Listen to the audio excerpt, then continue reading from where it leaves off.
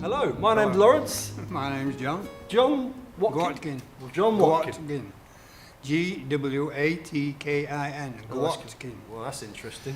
So, where does that come from? We're from Wales, but it precedes Watkin, Oh, right. according to research. All right. Your research or research you've come No, across? well, you come across it, don't you, from time to time, Yeah. and they, the companies can, you know, give you Yeah. a scroll on your antecedents. So it sounds like Gawain or Gwatkin. It's kind of very kind of Celtic, isn't it? Well, yeah. Could I remove your glasses, Mr. You can indeed. I Gwatkin? I can't see now, like. I'm sorry about that, but everyone says that. Yeah, But that's one thing that we repeat. Men of a certain age are definitely wearing glasses, and Well, when when they take them off, they tell me they can't see. Well, when you get to 82, you tend to. 82? Yeah, You're not 82. I am. You're joking. Born in 1936. I thought you were 88. Well, 82? Yeah. Please, well done, sir. What's your secret? No, I've never smoked or anything like that. Good Lord. I've been naughty from time to time, but never Bit of smoked. mischief. Yes.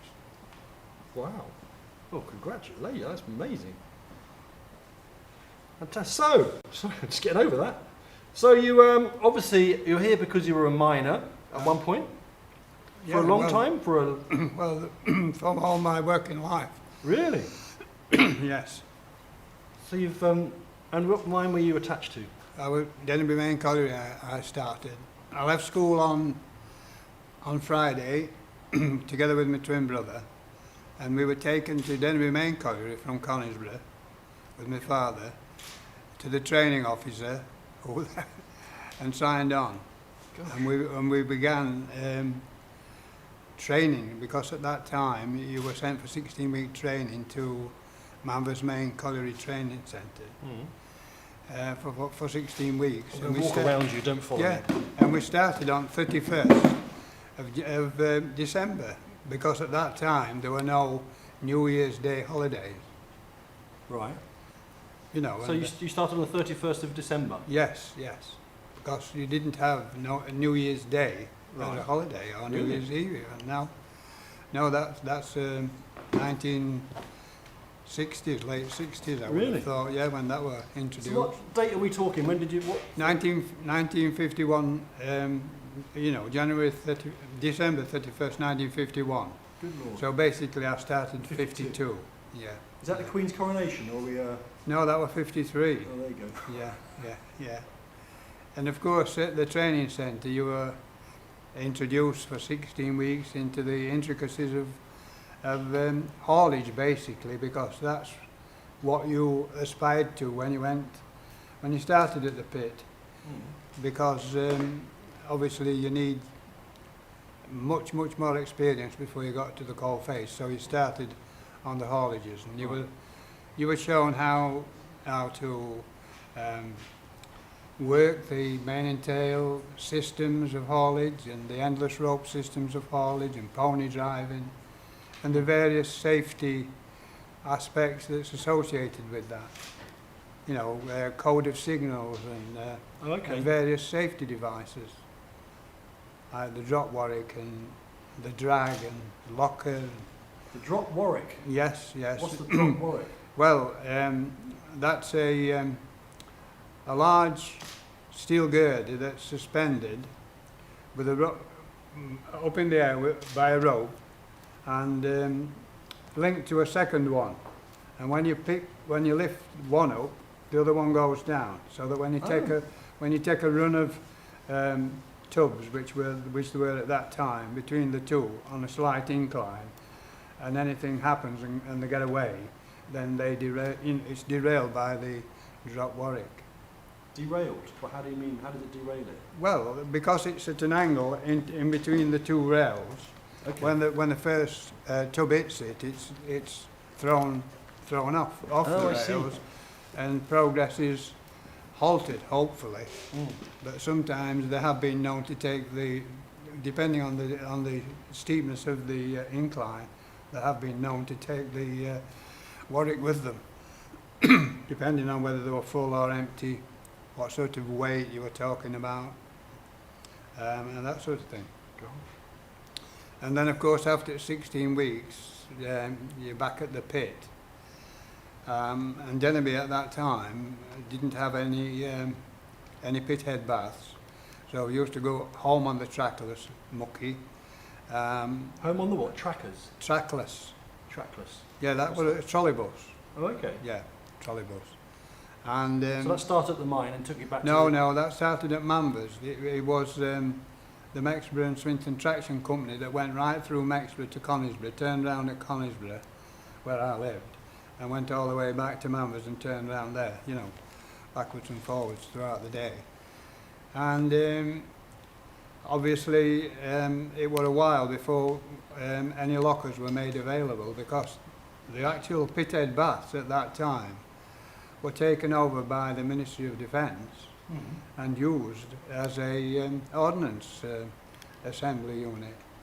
Really? Yeah, and so the only the lower part of the baths were made available in later years for use at the colliery. God. And then, of course,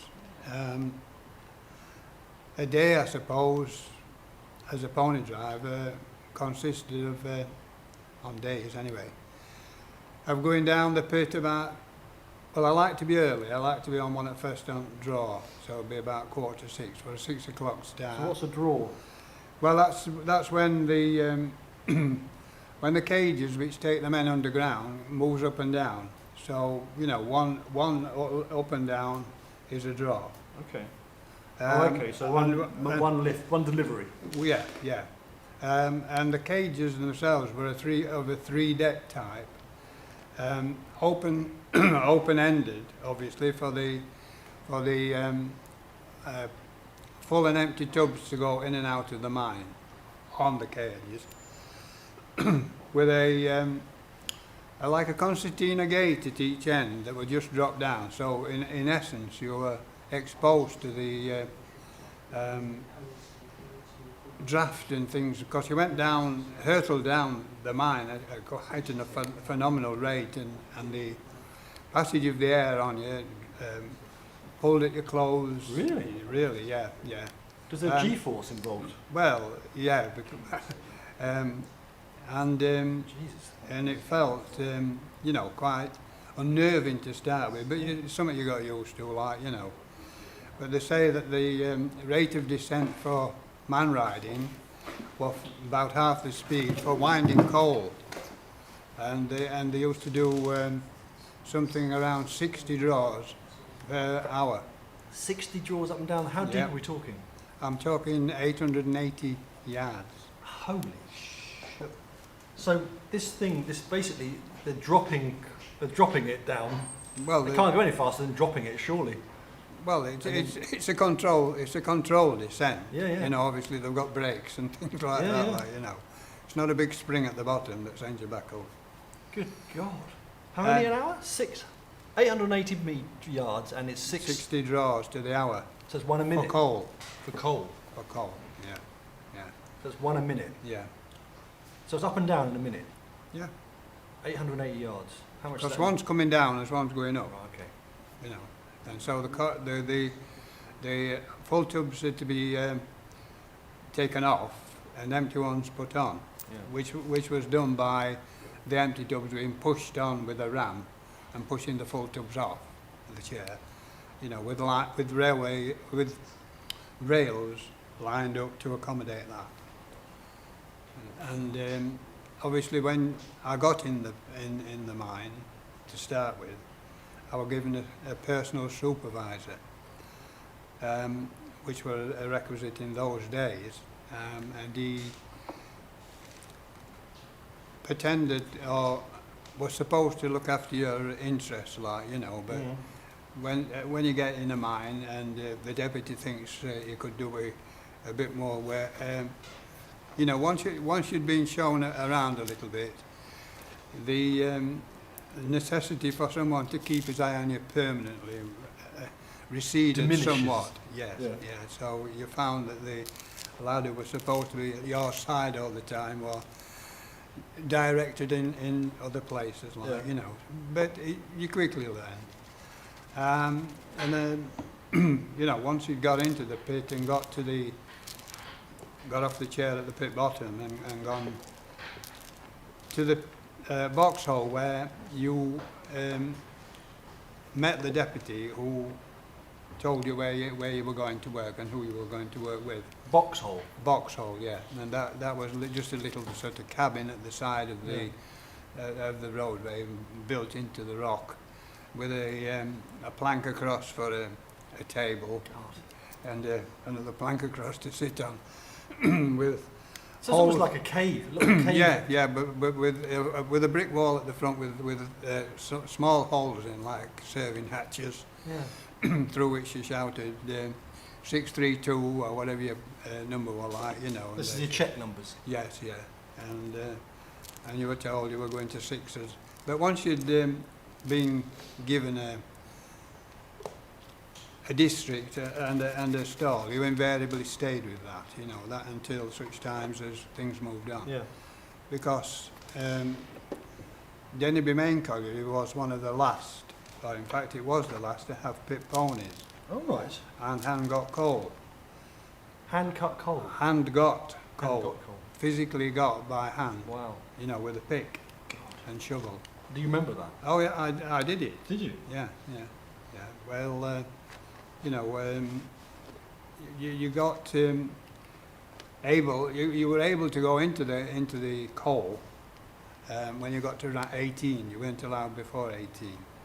So you know, and invariably, because things were more lucrative in the coal, you got more money. Yeah. You were pestering the training officer for many months before you were 18th birthday, like, keeping reminding him that it was. It's coming. It was imminent. Birthday's coming. I don't want a present, just want a job. Yeah. So you moved from the,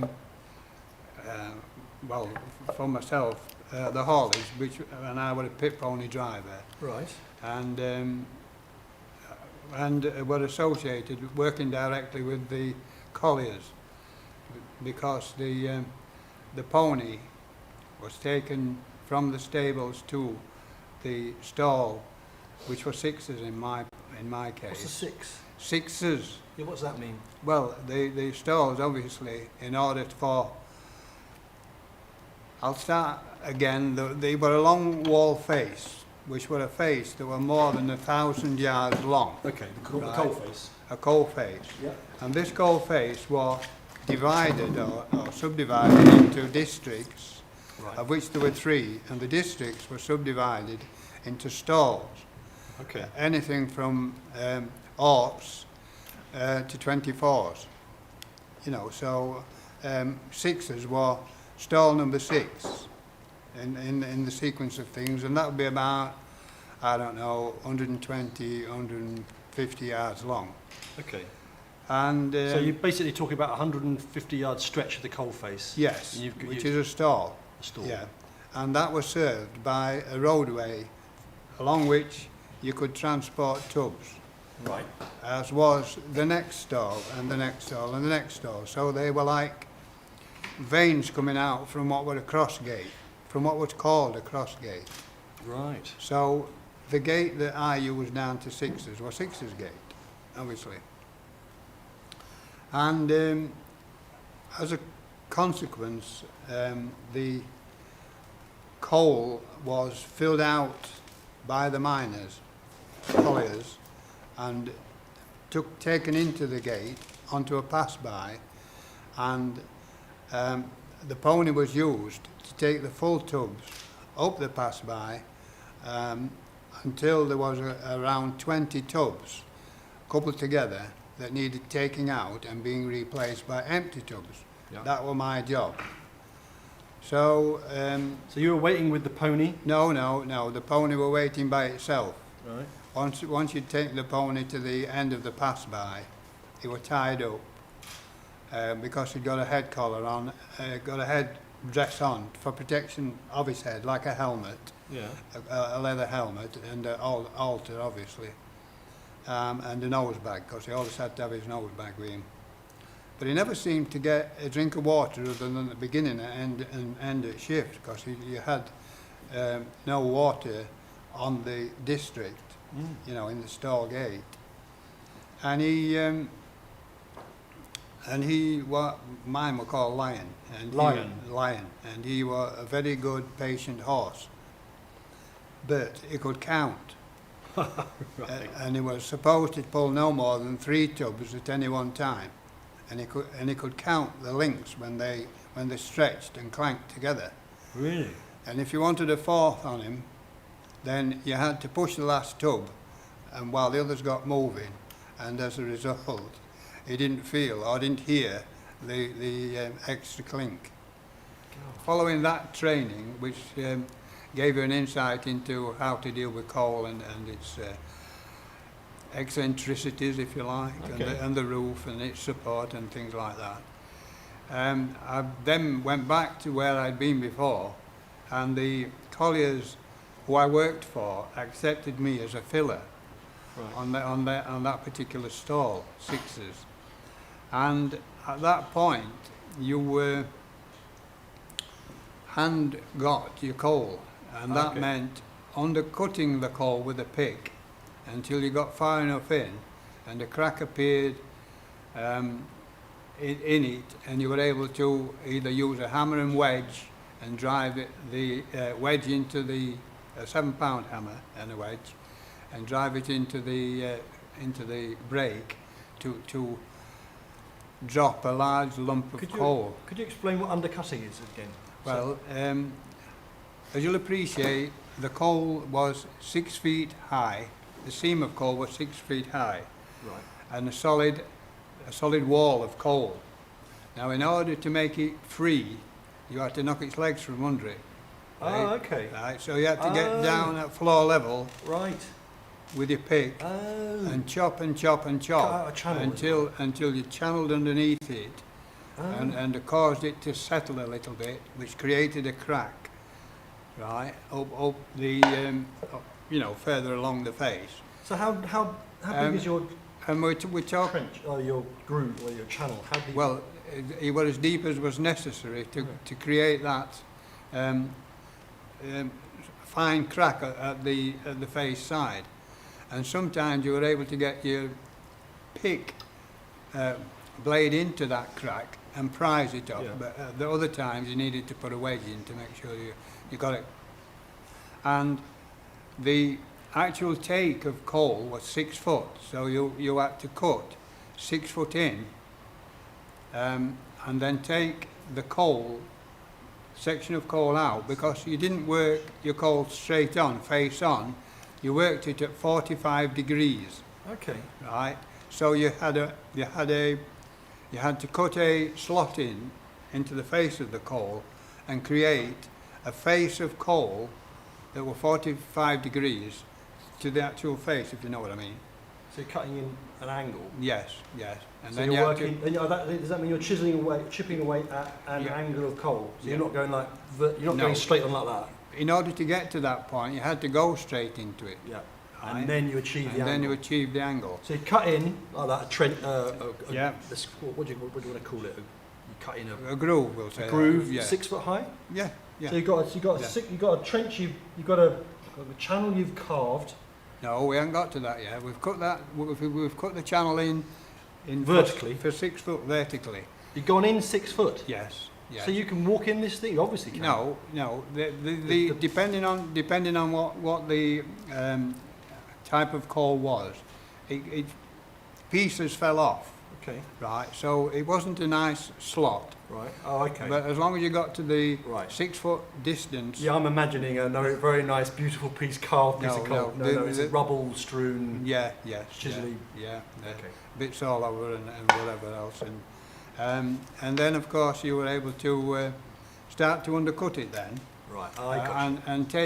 and take that 6 foot section Right. back Bloody hell. for the extent of your particular run that okay. day. So can I just explain to you what I think you've told me? You cut your groove, which is all rubbly strewn, and you managed to get 6 foot deep into the wall. Yeah.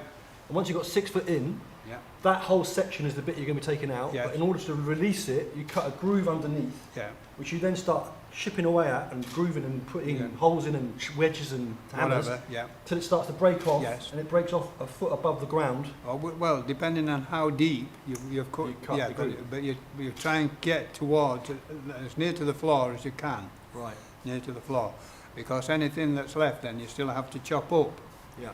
because you have a floor and you maintain that floor. But that section of coal that you've prized up has to go right the way down for that 150 yards of the coal face in order for the whole of the face to advance. How many of you guys are doing this? Well, there's 4 or 5. You know, So- there'll so- be 4 and me as a filler, because the others would be colliers. so you're a right. filler. So you're a guy shoveling it into the. Yeah, well, The tubs. the collier got the coal, Yeah. and I filled it into the tubs. Right. Right. Now, that process had to be done right the way, as I say, All the way along the. along the face. Yeah.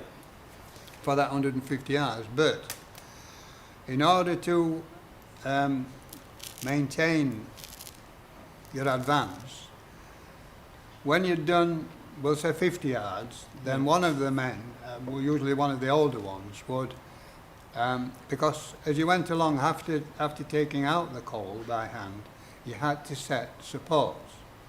So in our case, it was steel, 8-section steel props with rounded ends, so that, you know, the H didn't dig into the floor or dig into the roof, and you put a lid over it depending on whether or not it was precisely that, or you needed a little bit extra, you know.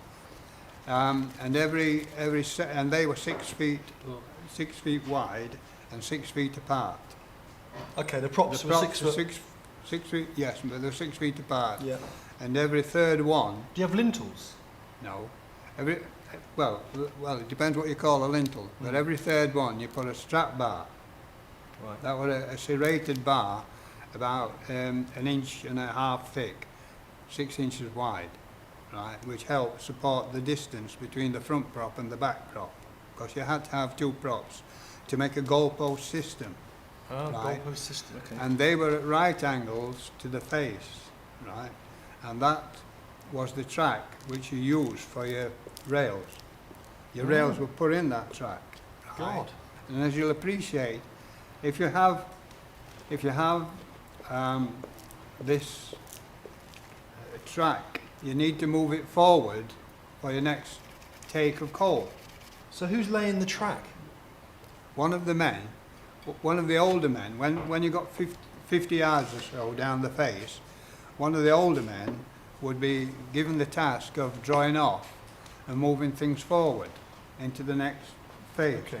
So the face, in actual fact, was staggered a bit, Yes. right? So there'd be a part of the Every- face which was one in front of the other, you know what I mean? Yeah. So you kind And of. so the older man would move the rails forward into the newly timbered ground and then draw the props and bars off behind and allow the waste to fall.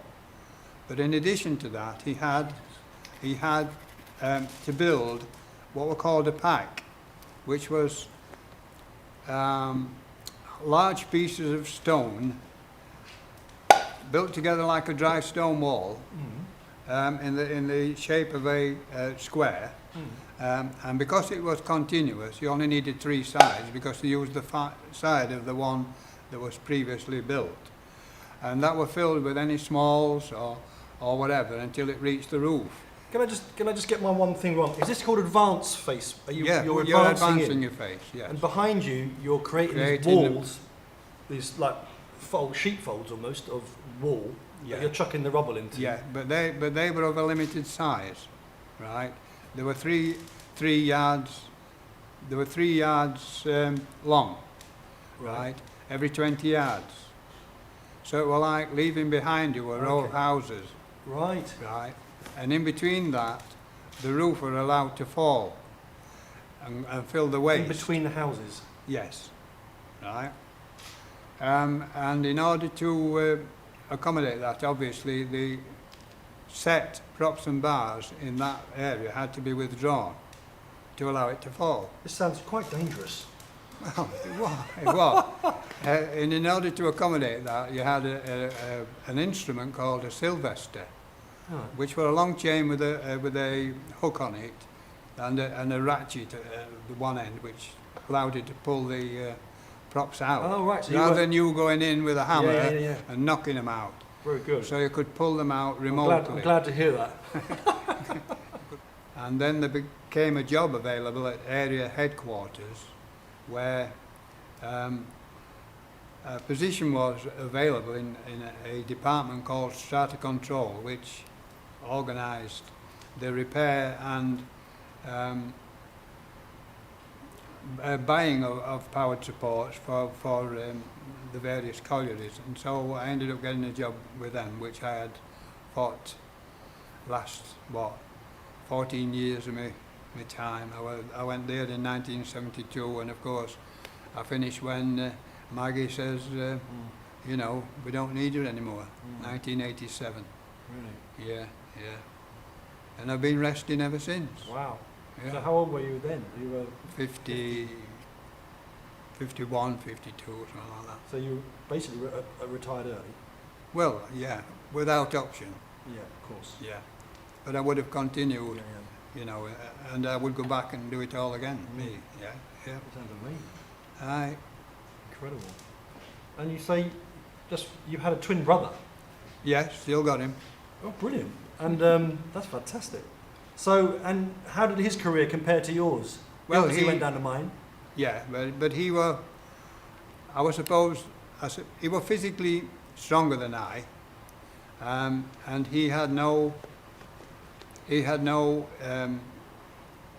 thought of looking towards education. He wanted to get in among big hitters, and whereas I was content to poggle along with the steady old men in pit and that, like, you know. He wanted to be among big hitters and get money, and so he followed his path as a collier, you know, and the like, which he was until his time. In fact, he finished a year after me when they closed KB. So were you you left KB Main and he? No, he was transferred, you see, from Denby Main Colliery closed in 1967. Right, sorry. And so the personnel were moved over to KB and you know, found work there, obviously. But he was physically stronger than I, and as a result, he had no aspirations of being anything other than a collier, you know, and getting some money, because at that time, colliers used to earn more than deputies, and really? like, you know, yeah. But as things have panned out, we as deputies or colliery officials ended up with a better pension system than they did. So he went into mines rescue. Oh, But okay. they wouldn't allow me to go in because they wouldn't allow two brothers Really? in mines rescue. That's right. What was the reason for that? Well, if aught happened, two were lost, weren't they, Yeah. from the same family. Jeez.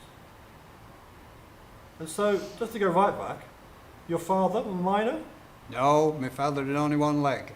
only had one leg. And he used to sweep roads. Really? We were poor. Right. We were really poor, us. Yeah. We only had Daily Herald on the table for a tablecloth. Daily Herald on the table for a tablecloth. We Really? did, yeah. So he was a road sweeper with one leg. Well, he didn't sweep it with a leg. No. But he only had one leg, and he lost that as a child. He fell down in playground when he was 9 years old, and the damage got septic. And in those days, obviously, you didn't have the sort of treatment that you had today, and it was removed in local cottage hospital at Denby there, Fullerton Hospital. Really? Which were only around because the miners actually had a penny for the men and a halfpenny for the boys at the colliery stock per week to keep it going. Good And it God. was only because he was part of a mining family at that time and was in Denby that he was able to get his leg removed. Holy. And he didn't get an artificial one until 1957. So he had a crutch all that time. Bloody hell. And he was one of the best cyclists around. Really? Yeah, he had a fixed gear bike, and he could be as fast as anybody on. Yeah. One-legged. One-legged, yeah. Yeah. Aye. But we were poor, because he was, Yeah. he was only working on to, well, like a menial job on to local council, because obviously he was limited. How many of you were there? How many? Brothers, sisters. How many siblings? How many siblings? did you Two have? of each, Two of or each. four of us altogether. And your mother? My mother, oh, she was a generous woman, really. Yeah. You know, and she could bake, and we had some lovely bread and all that sort of stuff. And my dad died early. I think he was 57, with lung cancer, with smoking, because he used to like a packet of Woodbines.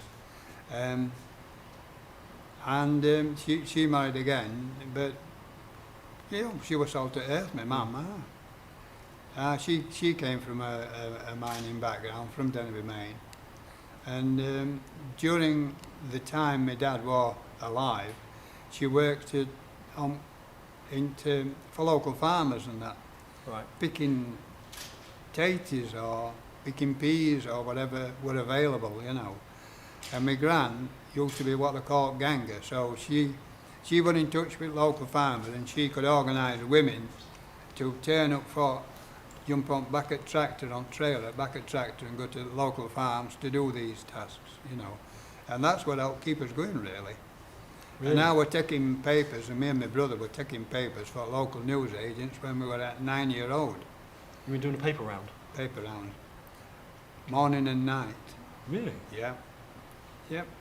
That was around school or? Yeah, well, you had to go around school, yeah, Yeah. yeah. But in those days, obviously, they didn't miss you if you didn't go, Right. you know. But we were regular attenders. In fact, only time I had to be off was when my youngest sister was poorly and my mum needed to go out to work. Right. So I had to stay at home and look after her a bit. But Were you the oldest or the? I was the eldest, yeah, but 25 minutes. Because my brother was a twin, obviously. Yeah. Gosh. So your father came from a mining family, Yeah. but he From couldn't a go mining down. background, no, he had no chance, had he, with one leg. No. So did you know your grandfather? Yeah. He worked mostly, well, me maternal granddad, because my other granddad was deceased by the time we were around, Right. my dad's granddad. But my mum's granddad, he used to work on pit top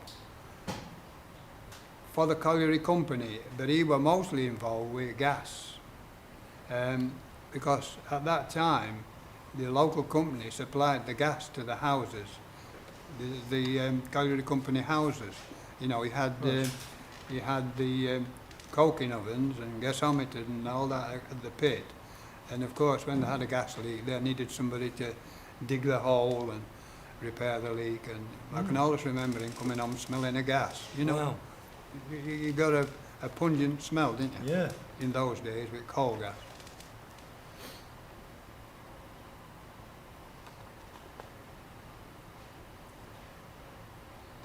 So your dad was a cheerful man? Oh, hi. Yeah, he got a fag and he went out for a drink, hadn't he? And obviously produced 4 kids. Yeah. Yeah, so. So what sort of, just explain to me the kind of, how you deal with the poverty. I mean, Well, we had a garden at back of the house and an allotment. And of course, you grew cabbages and root vegetables and things like that, you know, and we were, if not coerced, we were, it was suggested that we help out digging and the like, Yeah. and so quite a bit were produced, but many a time we've gone down to local shop and said to them, can you put that on slate while Friday sort of thing, like, you know. And we never got out special, you know. Most of the clothes we wore were hand-me-downs. Yeah. And daughter-in-law always laughs when I tell her we never had any underpants until we were 18. Well, that's really the case, huh? Yeah. And I went in short trousers until I was 15. Really? Aye. Patches on my arse and all sorts. Bloody hell. Have you ever been to school in a pair of wellies in summer? Eh? They get rings round the calves with keep flapping. God. We were hardy folk in them days. Yeah.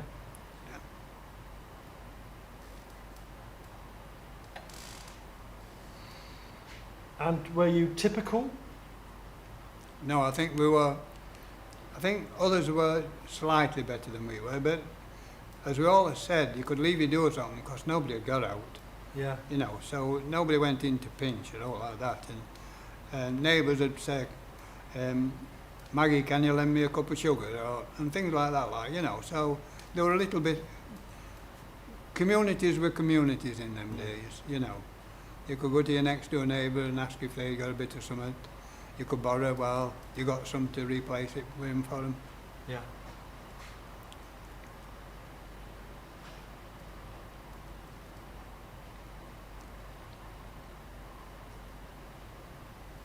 I've never spoke for this long, That's great. You're very good. for ages. You're very good. Because our lass usually tells me to shut up. Let's go back to the ponies anyway. So, did you only ever have Lion, or did you have another? Oh no, well, no, basically Lion, but there were others. I mean, there were a stable of about, I don't know, 22. But the most difficult situation I ever came across was when King got killed. Some runaway tubs had gone down an incline on one of the other stall gates, and as we were coming in on mail, it'd been the horse keeper had killed it with what they call the humane killer, which was a helmet with a metal spike in it. Oh God. And the spike obviously was pulled out and it was struck by a 7-pound hammer straight into the brain.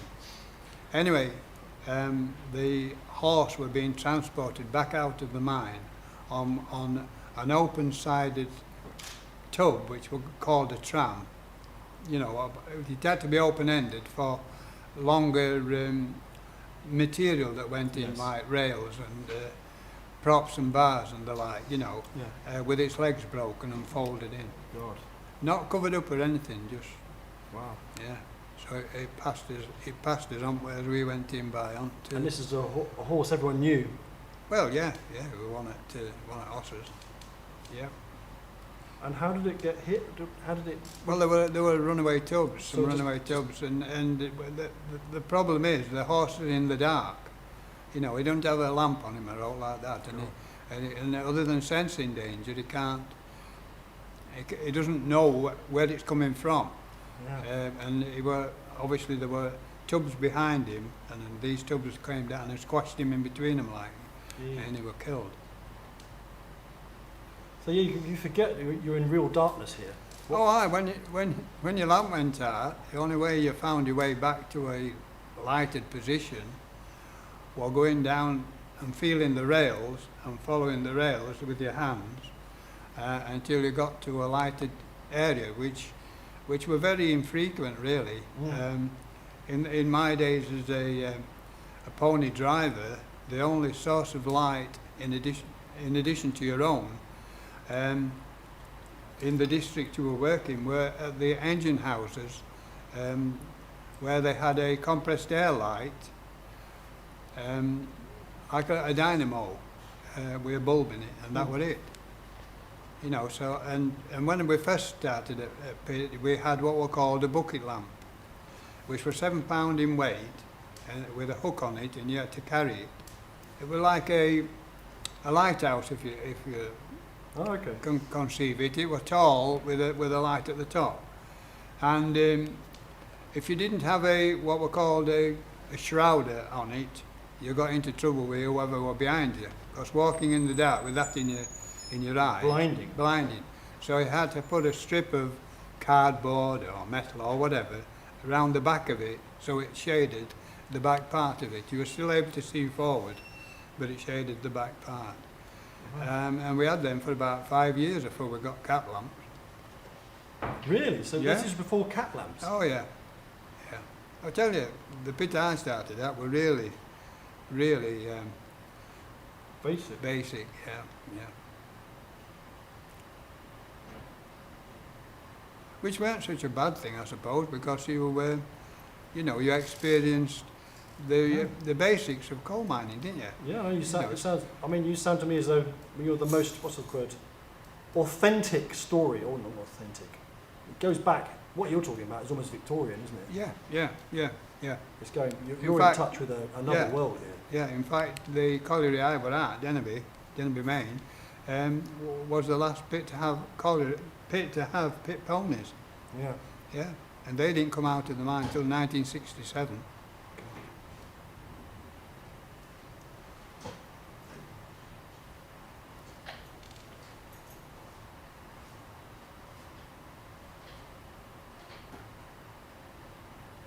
You haven't talked about the camaraderie. Well, that I thought that when we out saying, because Did you get it? The higher up the rankings you go. well, the more remote you become, I suppose. But you can be liked and disliked as a colliery official, because there were some bar stools around, who thought they were God. Bar stools. Right. You don't want me to say the word I properly. like that. And I was just trying to picture a load of a nice bar down the mine. Well, you've got a poor imagination then. And some, overstep the power. In fact, we had one overman that sacked his dad. Really? Yeah. Oh, aye. But God, that was weird. How did that play out? why? How did it play out? I mean, No. What happened Well, at home? Well, he wasn't a young man. He was in his 60s when he sacked him. His dad was in his 60s, so he was knocking on a bit. In his 40s. Len Harvey or whatever you want to call him. But the camaraderie is. Everybody knows that you were dependent on the man at the side of you all the time. In whatever situation, you needed to know what were going off, and you needed to get a feel for the place you worked. Because they talk about pit sense, and that was something that came over the years. Because anybody going into a colliery green, you had to get a feel for the place. What sounds meant and what creaks meant. And a little bit of dust falling here or a little bit of stone falling there, Yeah. So it was quite a journey, really, I suppose. I mean, learning the geology of a place and learning about. Well, you didn't seem to go out of your way to learn. No. It just came to you. You just felt it, like You knew when to move when when certain noises were around you. You could sense there were going to be a little fall of dirt or something like that. So when you were doing the let's go for right back, the cutting. What do you call it? What do you call it? The early form of mining was Holing. What? Holing. There's no explosives at all in that. It's all by hand. All by hand. Yeah. All by hand. Blisters and all. Yeah. Blue scars and everything. When you were chipping away at the coal, and I had one incident where I were chipping away at the coal, and this piece of coal, I watched it all the way into my eye. Really? Yeah. And I had to go to hospital to have it removed. Good God, how big was it? Well, it was only a splinter, wasn't Yeah, it? yeah, yeah. You know. But you could see it. But there's still a scar apparently in my iris. Really? Yeah. Yeah. Oh, aye. You've got one or two blue scars on your hands and knees and that way. Stuff for flying at you. Of course, you were only in shorts by that time, you know. All right. What are they called? Bannikers. Are they called bannikers? Not with us. No? Now they were just shorts and socks. In fact, they didn't provide you with other than a pair of boots, helmet and a belt when you had to provide all the rest of your clothing, which isn't the case these days. They provided you with all the workwear that you needed, but you had to raid the family chest to get all oddments of clothing and the like. And there wasn't much from your Not family from our chest? perspective now. It's surprising what you can catch. There's somebody throwing a coat away in pit or something like that and somebody picks it up. Yeah. Or if you leave it hung up somewhere for a couple of days and forget about it, it's gone by the time you Yeah. remember.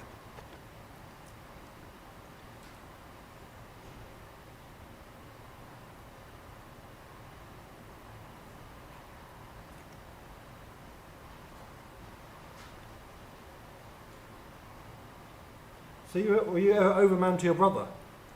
No, he wasn't. Different pit? Different parts of pit. Because you can't afford to be that way, can you? Because it becomes a bit of a conflict, doesn't it? You know, do you treat him any differently than you would others, like, you know? Do you tell him he can go out at pit early, or Yeah, exactly, yeah. give him a wet note or whatever, you know? What's a wet note? Well, you were able to go out of the pit with a note to say that you've been given permission. If you're, I look like Maggie Thatcher. Maggie Thatcher? You know, if you were working in conditions, because conditions at all pits weren't the same. You had some very wet, water pouring out of the roof, or on the floor and the like. And so if you got into a situation where you were wet and really uncomfortable, then you could be given permission to go out a bit earlier. Right. So that were a wet note. It were written on dry paper, but it was because you were wet, you know.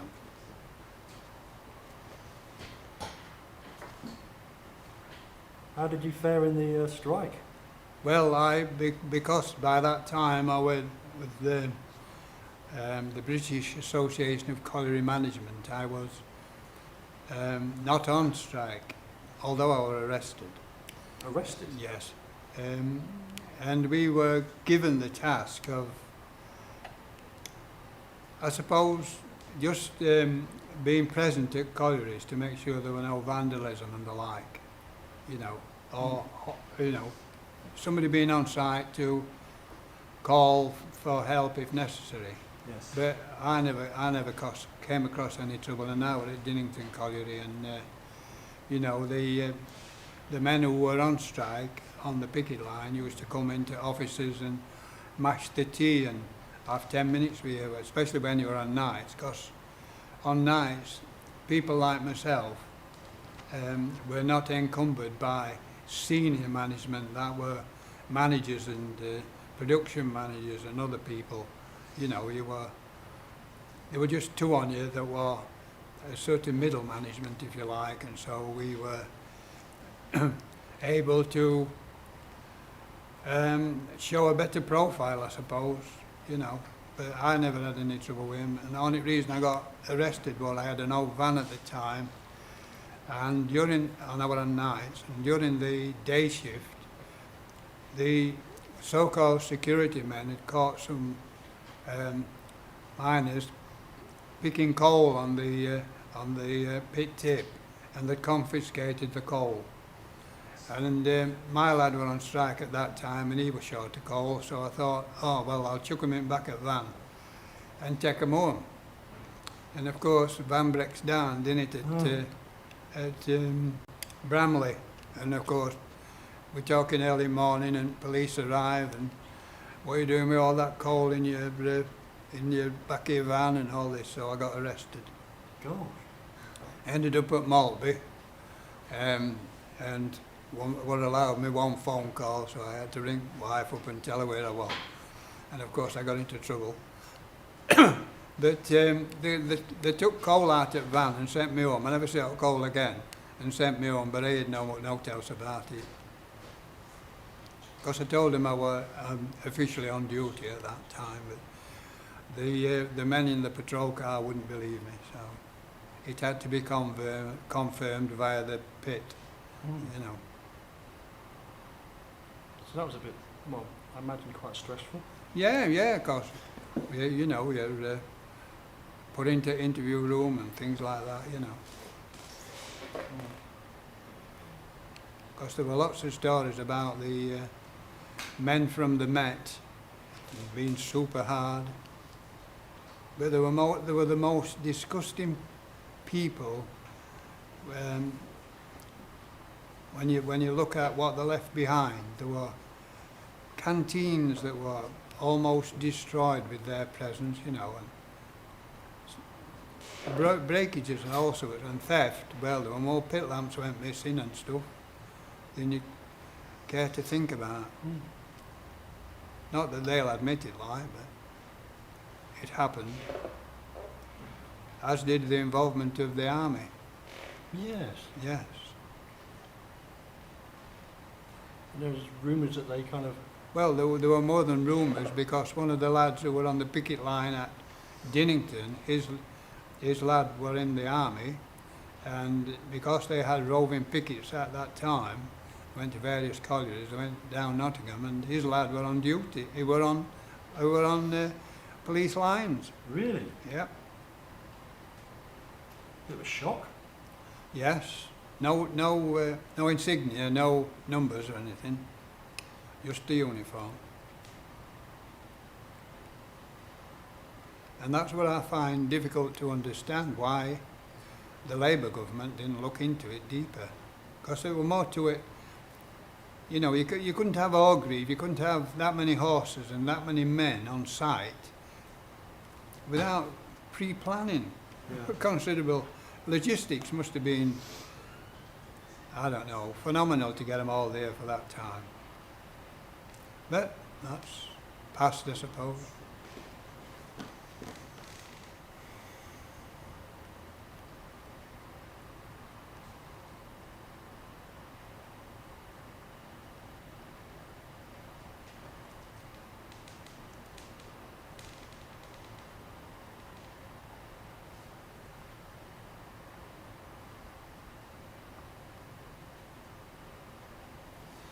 They haven't asked me what I'm doing now I've retired, has Oh yeah, what are you doing now you're retired? Well, that's summer time. You've been retired 30 odd years. I know, but I've got 4 allotments. 4 allotments. So you're still digging?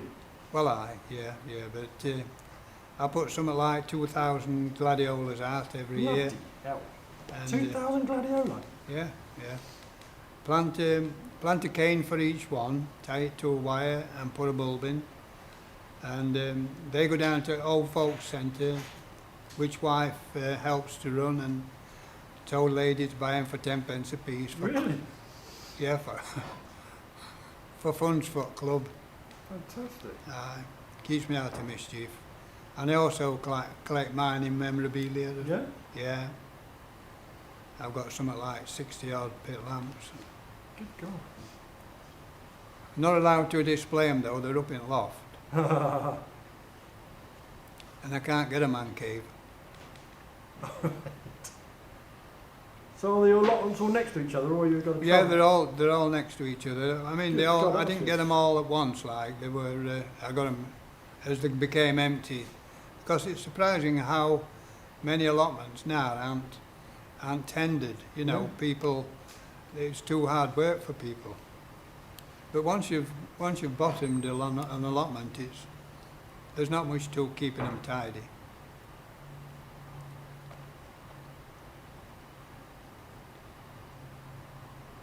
So that must be a hell of a sight in the summer. Well, yeah. 4 allotments. How many thousands? No. It don't take up 4 allotments. It takes up an allotment and a half. The others, there'll be, I don't know, 400 or 500 onions in, and cabbages and Good. rhubarb and stuff. So- But yeah, it's quite the site. But they don't all obviously flower together, No. because it'd be a waste of time if they did. Yeah. You know, because you couldn't take 2,000 gladiolas down to the club and expect them to be sold. They'd all be thrown on tip. So they do come over a period of about 5 or 6 weeks.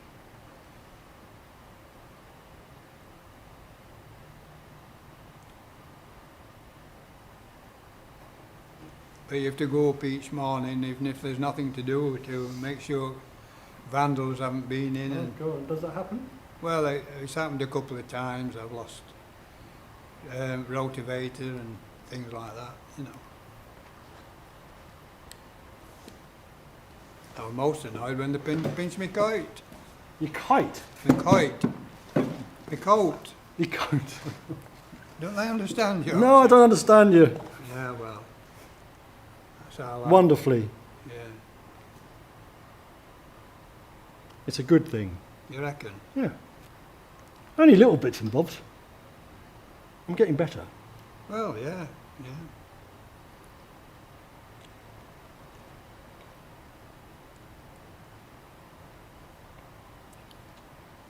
So is your brother an identical twin or a... No, we're not identical. Although as we're getting older, we're tending to assume similar mannerisms and Really? Because often it goes the opposite way. sounds. Yeah, Do you see him much?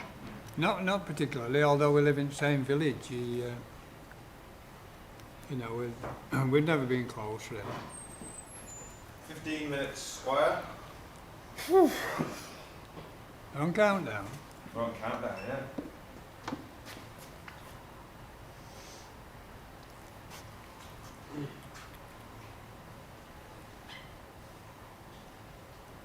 I think I've got you looking kindly. Oh well, that's sound then. You might be quite pleased with that. Yes, indeed. Better than looking surly, I suppose. I think you're quite a kindly man. Well, yeah. I make evaluations after a couple of hours, you see. Yeah, yeah. Anyone that grows gladioli, Yes, in quantities. I suppose you and Dame Edna, Yes, yes.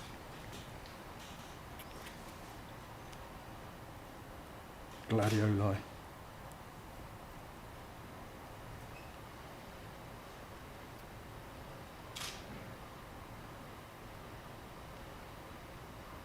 It's amazing you have to suddenly improvise, it's good. Stimulates the creative juices. Yeah.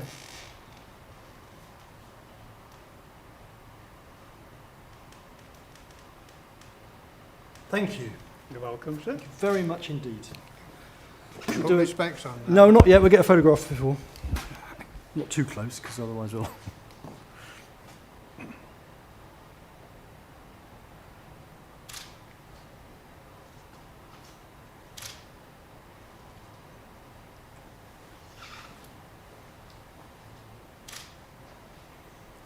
All right? Thank you. Laurence, can you have a close-up to that camera, please? Yep.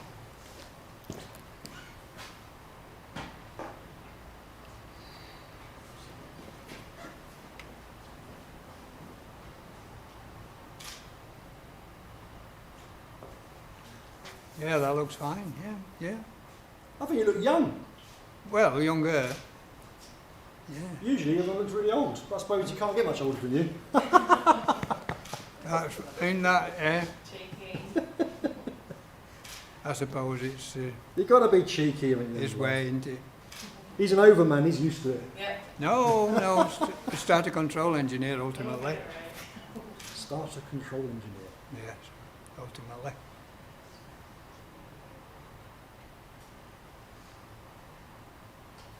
Great, well I can fiddle and fiddle, but I'm